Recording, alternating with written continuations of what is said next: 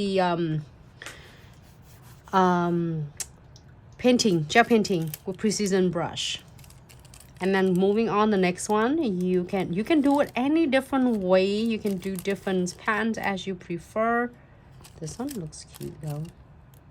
It doesn't matter. Oh hey, look on this one. It looks like it's going up like that. All right, so place it right there. It's just like the premium eye hold chamfer foil. When you place it in after 30-second cure, it is really like sucks in right away. The foil image is gonna just like shh, and it's ready to transfer. Rub,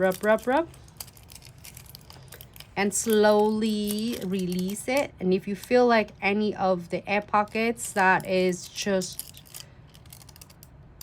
existing there, that's the reason why it didn't like transfer yours well. One of the reason. And then you can able to lay it back up and rub it again, and you transfer it again. Here you go.